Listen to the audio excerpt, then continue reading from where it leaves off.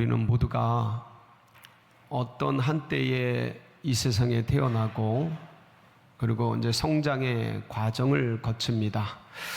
그리고 이 땅을 떠나 천국으로 가게 되죠. 자연의 이치입니다. 누구나 당하는 일이죠. 그리고 누구나가 자신의 부모님을 떠나보내는 슬픔을 한 번쯤 다 이제 겪게 됩니다. 이번 주에도 어머님을 이제 보내고 그렇게 했던 분도 계시는데, 제가 30대 중반에 어머님을 여였습니다. 그리고 40살에 아버님을 천국으로 보내드렸습니다. 이렇게 부모님을 천국으로 환송하는 것 슬프죠. 가슴이 메이고.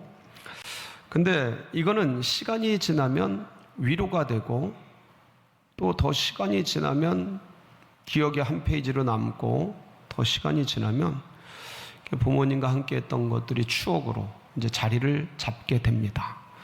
자연스럽죠. 근데 이 역할이 거꾸로 되면 이게 이제 굉장히 비극입니다. 그러니까 자녀가 먼저 가게 되면 고통이 말이 아닐 수 없죠. 너무 크죠. 그래서 자녀를 앞세운 부모의 마음을 표현하는 용어, 문장, 그런 얘기가 있습니다. 부모가 죽으면 어디다 묻고요? 땅에다 묻고, 자녀가 죽으면 어디다 묻어요? 가슴에 묻는다. 아주 그 고통을 단면적으로 잘 설명해 주는 그런 문장이라고 이제 생각이 됩니다. 이 자체가 자녀의 죽음, 자녀의 병듦, 이게 인간이 겪을 수 있는 가장 큰 고통 중에 하나이고 제일 큰 고난 중에 하나일 겁니다. 우리가 삶을 살아가면서 재정 문제도 겪고, 건강 문제도 겪고, 관계 문제도, 여러 가지 존재에 대한 문제, 미래, 장래에 대한 사업적인 문제, 직장의 문제, 동료의 문제, 많은 문제들을 겪게 되는데, 그 수많은 문제들 속에서 가장 큰 고통을 꼽으라면 아마 자녀가 죽는 것을 목도하는 부모의 심정이 아닐까 싶습니다. 결국은 이 문제가 오늘 이제 본문의 말씀인데, 이것은 인간이 겪을 수 있는 가장 큰 고난이거든요. 그런 고난들이 인생을 찾아올 때, 그런 아픔이 나의 삶에 느닷없이 부딪힐 때 어떻게 해야 되는가? 그 슬픔 속에 잠겨서 늪 속에 빠지거나, 그래도 인지상정이죠. 다 그러니까. 근데 그러고만 있어야 하는가? 어떻게 해야 되는가?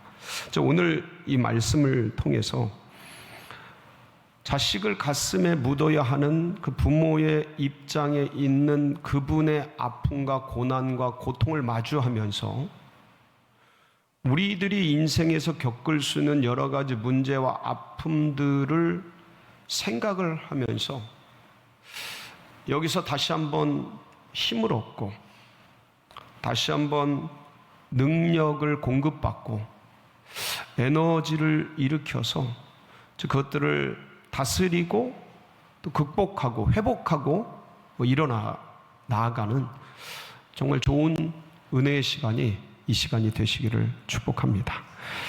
오늘 말씀의 주인공은 야이로입니다. 야이로는 뜻 자체가 빛을 주는 자, 가르치는 자, 이런 뜻입니다. 그러니까 누군가에게 빛을 주고 가르치고, 그러니까 교육자 같은 느낌이죠. 근데 이 야이로가 회당장입니다. 회당장은요, 이게 이제 유대 사회를 조금 우리가 이제 기억을 해야 될 것이, 성전이 예루살렘에 있고 나머지 지역에는 회당이 이 당시 한 400개 정도 있었습니다. 예수님 당시에. 그러니까 동네에 마을에 하나씩 세워져 있는 거예요. 근데 이 회당이 뭐 하는 곳이냐면 그러니까 여기 학교도 되고 교회도 되고 예배당도 되고 그러니까 유대 사회의 공동체를 이끌어가는 가장 핵심적인 역할을 성전과 회당이 했는데 성전은 하나밖에 없는데 회당은 400개가 있어서 동네 사람들의 공동체의 중심 역할을 하게 됩니다. 그러니까 이 회당을 지키는 회당장은 그렇다면 어떤 사람을 세우겠습니까? 기본적으로 그 마을에 동네에 신망이 있는 존중을 받는 그리고 덕스럽고 행정이나 어떤 사리분별이나 판단력에 있어서 아주 좋은 그러한 지성을 가지고 있는 분. 그러니까 나이가 연륜이 좀 있고 그리고 이제 모든 것들 유대의 신앙, 회당 장인이니까 유대 신앙에도 아주 특별한 신앙이 있는 그런 사람을 세우지 않겠습니까? 옛날 우리 대한민국의 편제로 얘기하면 동네 이장 내지는 동장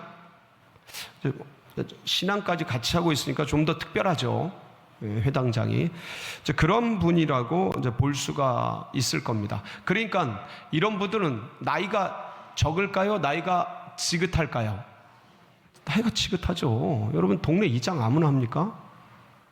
예? 그렇잖아요. 지금도 시골 같은 데 가면 이장님 나이가 아주 70이면 젊으시죠? 예? 오래오래 되신 분들 이렇게 이장을 하는데 근데 이제 오늘 말씀을 보면 이제 죽은 딸을 살리잖아요. 살리는데 나이가 몇 살이라고 적혀 있어요? 12살이라고 적혀 있어요. 근데 같은 병행 본문인 누가복음 8장 42절을 보면 이 12살 먹은 딸이 여럿 중에 하나예요? 외동딸이에요? 한번 보실까요? 예, 시작. 이는 자기에게 12살 된 외딸이 있어 죽어가미러라. 예수께서 가실 때 무리가 밀려들더라. 외동딸인 거예요. 자, 여러분 한번 생각을 해보세요. 회당장이에요, 야이로가. 그러니까 지금으로 하면 한 40대, 아무리 적어도 40대, 보통 한 50대, 그 정도 됐을 것 같아요. 근데 12살 된 외동딸이 있다. 지금은 우리가 결혼을 한 30세 때, 20대에 하면 빠르다 그러잖아요. 30대 때 보통 하고, 좀 늦으면 30대 말이나 40대에도 이제 결혼을 하는 그런 시대지 않습니까? 그러니까 12살 된 딸이 이런 시대에 딸을 둔 회당장이라고 한다면 이해가 되는데, 이 당시에는 2000년 전에는 몇 살 때 보통 결혼을 했을까요? 10대? 20대? 30대? 40대? 고르세요. 10대. 예. 10대. 10대 때 보통 다 결혼을 합니다. 우리 조선시대 500년도 안 된, 200년도 안 됐죠. 그러니까 조선왕조 500년을 보면 그때도 다 10대 때 결혼을 해요. 근데 2000년 전에는 더 했죠. 그래서 10대 초반, 늦어도 중반. 그래서 동정녀 마리아가 예수님을 잉태했을 때를 13살 정도로 봅니다.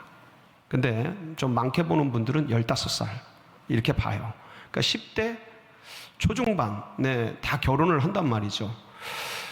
그러면 늦게 10대 말에 결혼을 했어도 20대 되면은 10살 된 딸아이를 가지고 있고 아들을 가지고 있는 게 되게 자연스러워요. 근데 지금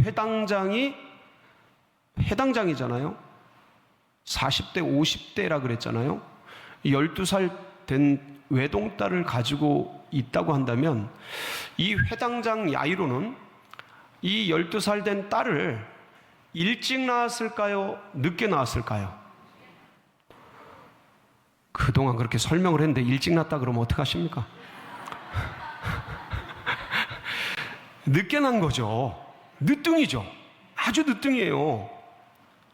그러니까 아이를 그렇게 가지려고, 이 당시에는 아이가 재산이거든요. 가문의 재산들이에요. 그러니까 그 아이를 그렇게 가지려고 애를 썼는데 못 갔다가 늦둥이로 이 딸을 낳은 거예요. 그러니까 이 회당장 야이로가 이 딸을 어떻게 키웠을지 눈에 보이십니까? 선명해요? 비디오 같아요? 네, 어떻게 키웠을 것 같아요? 금이야? 오기야? 금지? 오겹. 아주 그냥 바람이 불면 날아갈까, 뭐 누가 채갈까, 그냥 앞을 쓸면서 다니지 않으셨을까? 아마 땅에 내려놓지 않았을 것 같아요. 그렇죠? 업어가지고, 업어가지고 키우지 않았을까? 그냥 눈에 막 넣지 않았을까? 이게 저도 한번 애들 해봤는데 눈에 들어가라고 그냥 딸들 너무 이쁘니까 아마 그렇게 이제 키우지 않았을까 싶어요. 딸은 그러니까 딸에게 아버지는 좀 특별해요. 아버지에게 딸은 특별해요. 엄마에게 누구?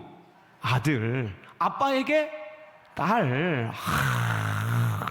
외동딸이 늦둥이가 나와서 그냥 아마냐 아버지는 그 너무 이쁜데, 근데 어느 날 이 아이가 아프기 시작한 거예요.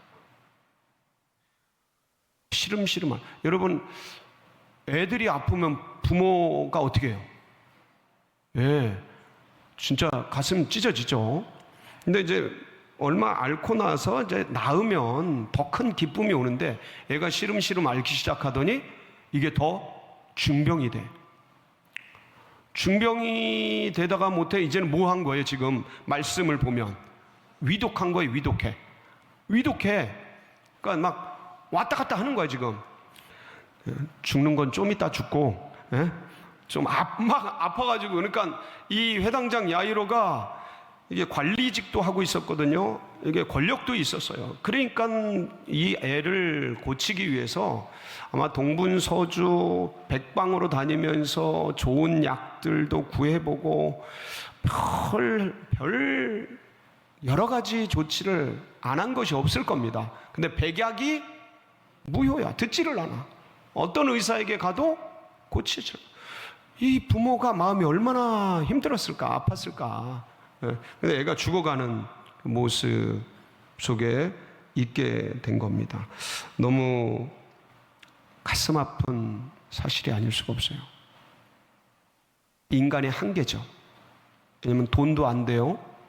돈으로도 안 돼요. 힘으로도 안 돼요. 이 사람이 권력자예요. 관리예요. 명예로도 안 돼요. 나이로도 안 돼요. 뭐 약으로도 안 돼요. 의사도 안 돼요. 별짓을 해도 안 돼요. 어떤 거를 해도 안 돼요. 그러니까 이 인간의 한계, 그 아이의 죽음을 이렇게 목도하면서 터질 듯한 아비의 심장과 가슴. 그러니까 이 아이를, 여러분들 이거를 사건이고 문제라고 한번 보세요. 이게 사업의 문제일 수 있고, 이 아이가 아무리 해도 힘들어. 뭘 해도 어려워. 안 살아나. 미치죠. 여러분, 사업가는 이때 미치는 겁니다. 이게 어음이 돌아오는데 막아야 되는데 안 막으면 어떻게 되죠? 1차 부도, 경고. 그래 또 못 막으면 2차 부도, 센 중경고. 세 번째 못 막으면 부도 처리되죠. 이게 숨이 막히는 거예요. 사업 아니면 어떤 여러 가지 상황, 직장에서의 뭐 상사와의 갈등, 동료와의 갈등, 아니면 부부간에 이거 이혼을 해야 되나 말아야 되나, 넘을 수 없는 어떤 서로 간의 어떤 문제 앞이 안 보이고, 찢어지는 것도 고통스럽지만 같이 있는 것도 너무 힘들고 길이 안 보이고 막 이런 답답한 현실의 문제처럼 이 야이로에게 딸의 문제는 한계였어요. 안 돼. 백약이 무효고 백방으로 방법을 써봐도 안 돼. 근데 여러분 기억하셔요. 하늘이 무너져도 그 솟아날 구멍이 어디예요? 주님이셔, 주님. 주님이 갈릴리에 오셨다는 소문을 야이로가 듣게 됩니다. 그러니까 이 당시에 예수님은 위대한 치유자예요. 그 기적의 손이야. 손만 대면 무슨 병이든. 그러니까 절망과 좌절과 아픔과 캄캄함 속에서 이때의 야이로의 심정을 표현한다면 아마 고립무원, 홀로 아무것도 할 수 없는 캄캄함 속에 던져진 그런 어떤 고통 속에서, 아픔 속에서 그러고 있었는데, 절체절명의 위기 속에서 그냥 자포자기의 심정으로 있었는데 예수님이 갈릴리에 오셨다는 얘기를 듣고 와, 너무 기쁜 거, 희망이 생긴 거예요. 막 득달같이 달려갑니다. 체면불구하고 여러분들 이때 아이를 살리는 데 있어서 체면이, 명예가, 권력이 무슨 소용이에요? 그죠? 예. 그때 돈이 무슨 소용이야? 뭐 돈 필요하다면 억만금을 갖다 주지, 집 팔아서 갖다 주지. 예? 내가 아픈 게 낫지. 애가 아프면 부모는 못 사는 법이잖아요. 그냥 뭐 종교든 뭐 유대교든 뭐 다 필요 없어. 뛰어가서 예수님 앞에 엎드린 거예요. 야이로가 그 젊은이 앞에 이 회당장이 엎드린 거예요. 예수님 이때 30살? 31살? 젊은이에요, 이제 막. 근데 와서 살려달라고, 우리 아이 살려달라고, 제발 살려주세요. 주님이 이 야이로의 부탁을 어떻게 하셨습니까? 들어? 알았다고, 가자고. 그러니까 그동안 절망과 좌절과 낙심과 자포자기 속에 있었던 이 야이로가 지푸라기라도 잡는 심정으로 예수님을 붙든 거예요. 여러분, 이게 사는 길이에요. 네. 누굴 붙잡아라? 예수님을 붙잡아요. 돈도 명예도 권세도 그게 아니라니까. 또 반복되고 또 반복되고 더 큰 게 와요. 그러니까 누굴 붙잡아라? 예수님을 꼭 붙잡아. 주님 앞에 나오세요. 주님을 붙드세요. 주님 살려주세요. 도와주세요. 역사해주세요. 여러분, 그거 자체가 은혜예요. 은혜. 주님을 붙드는 거. 야이로와 주님을 붙드는 거. 주님이 응해 주시니 얼마나 감사해요. 그러니까 절망이 뭐로 변해요? 희망으로 변해요.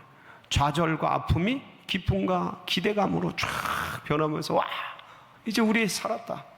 그러면 주님을 모시고 막 가는 거야. 자, 이 과정 속에서 오늘 본문이 시작되는 거예요. 오늘 35절 말씀이 뭐라 그래요? 35절 한번 읽어볼까요? 같이 시작. 아직 예수께서 말씀하실 때 회당장의 집에서 사람들이 와서 회당장에게 이르되 당신의 딸이 죽었나이다. 어찌하여 선생을 더 괴롭게 하나이까? 당신의 딸이 어떻게 됐다고요? 지금 이 야이로는 좌절과 아픔에 있다가 예수님 만나고 희망과 기대 속에 있다가 딸의 죽음을 통해 쫙, 왜냐하면 죽음이라는 건 뭐예요?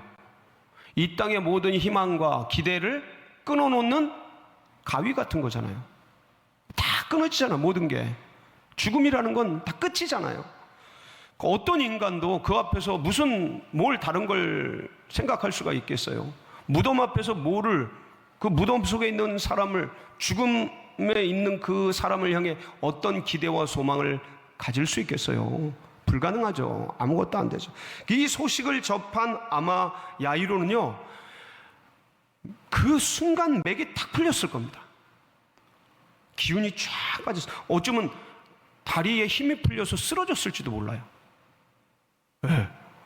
이게 이 공포와 절망과 낙담이 그동안 아이를 살려보려고 몸부림쳤는데 이제 예수님이 가셔서 살려주실 수 있는데 그런 기대감에 부풀어 있던 이 야이로의 가슴 속에 죽음의 소식은 가슴을 파고드는 창과 같은 아주 잔인한 고통 속에 있게, 그러니까 아이가 죽으면 가슴에 묻는다는 얘기에 그래서 나오는 거예요. 너무너무 힘들었을 거예요. 여러분, 우리 인생들이요 다 여러 가지 문제와 어려움들을 끌어안고 살아갑니다. 지금 이 자리에 계신 분들도 아마 대부분 그런 문제들이 있을 겁니다. 여러분, 그 문제에 빠지거나 감정에 빠지는 것이 아니라 그때 누구를 바라보라고요?